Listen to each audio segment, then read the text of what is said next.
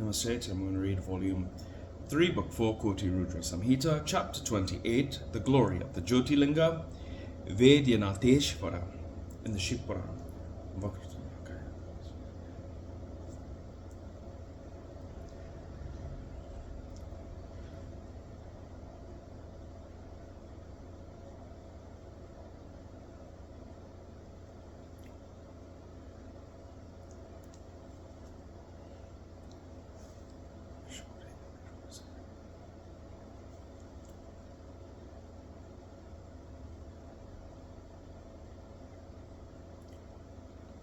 Hariom Tatsat. Sutta said, Ravana, the arrogant and prestige-minded leader of Rakshasas, appropriated Shiva with devotion on the excellent mountain Kailasha. Though the worship continued for a long time, Shiva was not delighted. Then Ravana performed another penance to delight Shiva.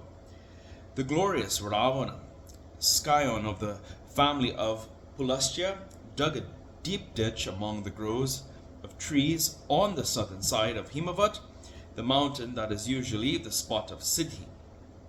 O Brahmins, he then kindled fire within it. Near it, he installed the idol of Shiva and performed a sacrifice.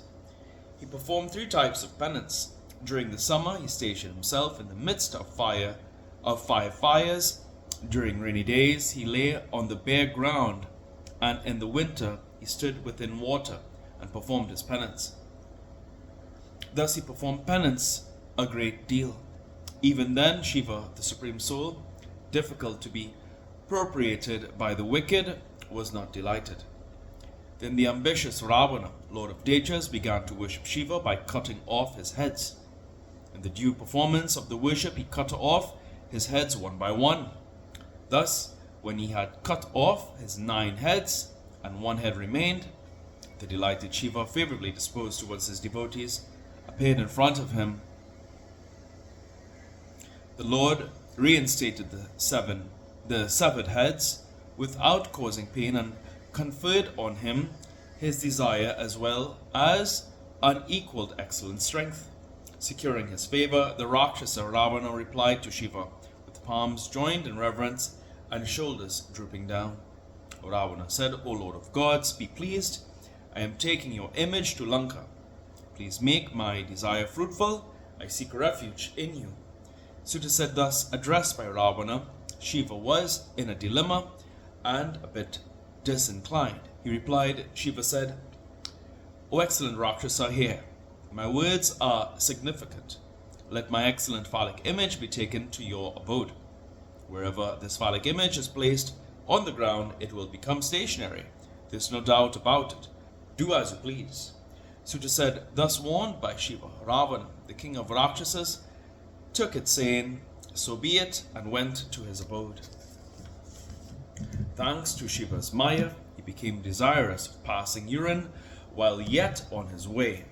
Lord Ravana, of the family of Pulastya, could not stop this urge. He saw a cow herd there and requested him to hold the image. About an hour elapsed when Ravana did not return. The cowherd became nervous. He was distressed by its heavy weight.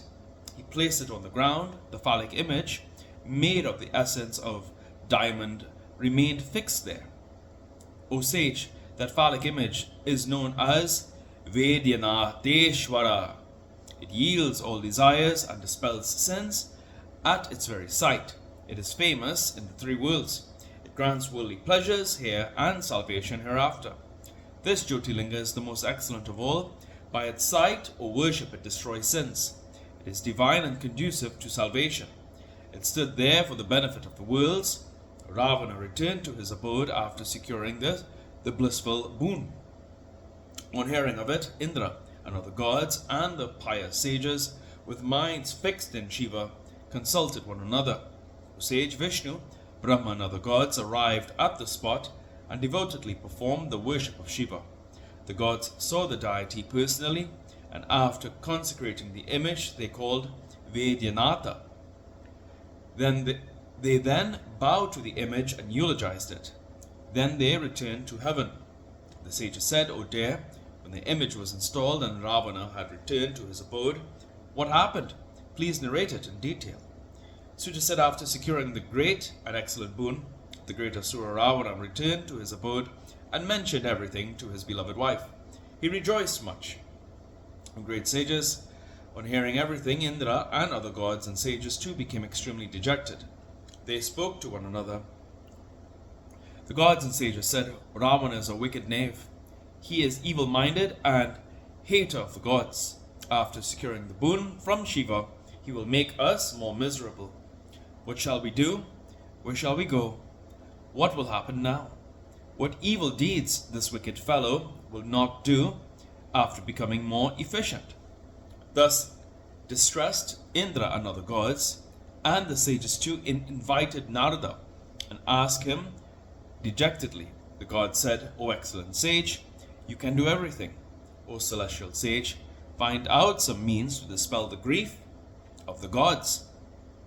What evil deeds the extremely wicked Ravana will not do? Where shall we go, being harassed by the wicked fellow? Narada said, O gods, give up your sorrow. I shall plan out and go.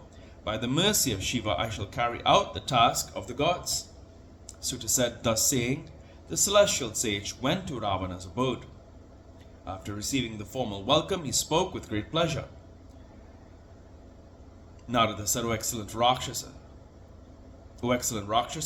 you are a blessed sage, a great devotee of Shiva. At your sight today, my mind is much delighted. Please narrate the details how you appropriate Shiva. Thus asked by him, Ravana replied. Ravana said, O great sage, after going to Kailasha for penance, I performed a severe penance for a long time. O sage, when Shiva was not pleased, I returned from there to the grove and resumed penance. Standing in the midst of the 5 fires during the summer, lying on the bare ground during rains, and staying inside water during the winter, I performed 3-fold penance. O great sage, thus I performed a severe penance there. Still, Shiva was not even slightly pleased with me. I then became angry. I dug a ditch in the ground and kindled fire. I made earthen idols. By waving lights in the course of worship, I worshipped Shiva with sandal paste, incense, and food offerings.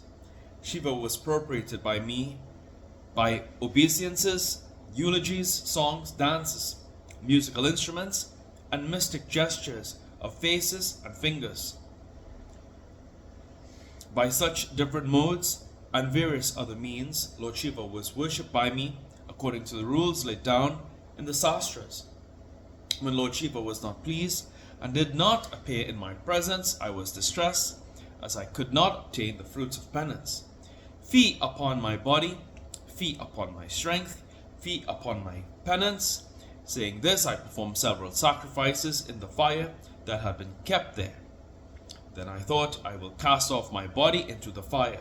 Thereafter I cut off my heads, one by one, purified them, and offered them to the fire. Thus 9 heads were offered by me. O excellent sage, when I was about to cut off my 10th head, Shiva appeared before me as a mass of splendor. The Lord, favorably disposed towards his devotees, immediately spoke to me. I am delighted. Mention the boon you wish to have. I shall grant you what you desire in your mind. When Lord Shiva said this, I eulogized and bowed to him with palms joined in great devotion. Then I requested the Lord, O Lord of gods, if you are pleased, nothing will be inaccessible to me. Please give me unequaled strength. All that I had desired in my mind was granted by the merciful and satisfied Shiva, saying the words, so be it. Reinstating my heads like a physician, they were glanced at by Shiva, the Supreme Soul, with unfailing benign look. When this was done, my body regained its former state. Thanks to his grace, all benefits were derived by me. Then requested by me, Shiva stayed there permanently in the name of Vaidyanatheshvara. He has now become famous in the 3 worlds. Lord Shiva, in the form of Jyotirlinga, confers worldly pleasures and salvation by his sight and worship. He is the benefactor of all in the world. I particularly worshipped that Jyotirlinga and bowed to it. I have returned home and intend to conquer the three worlds. Suta said.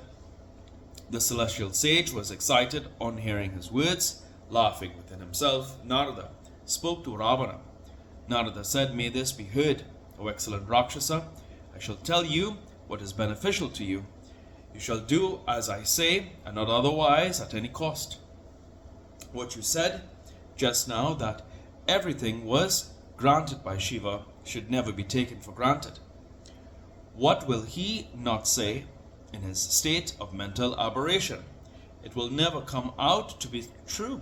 How can it be proved? You are my favorite. Hence, you shall go again and do this for your own benefit. You shall endeavor to lift up Kailasha. Everything will come out to be fruitful only when Kailasha is lifted up. It is doubtlessly so. You replace it as before and return happily. Decide ultimately and do as you wish. Suta said. Ravana, deluded by fate, considered it beneficial when thus advised. Believing in the advice of the sage, he went to Kailasha. Reaching there, he lifted up the mountain. Everything on the mountain became topsy-turvy and mixed up with one another. On seeing it, Shiva said, What has happened? Shiva laughed and replied, on seeing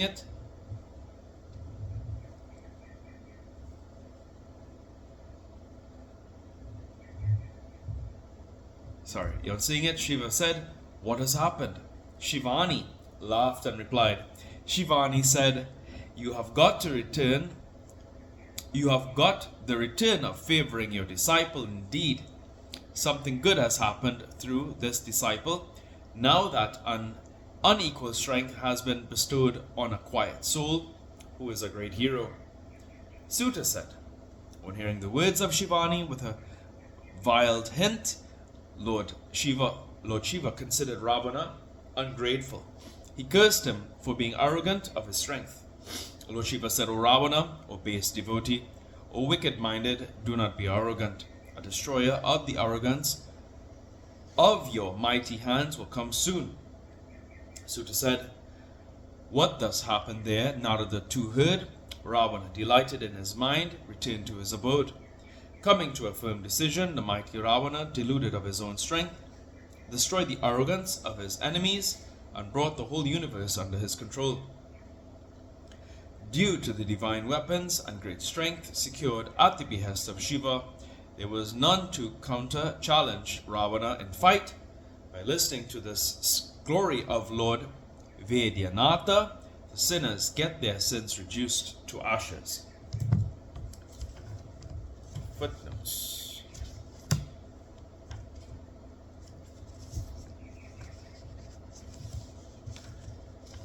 And there are no footnotes in this chapter. Here ends today's reading of the Shiva Puran.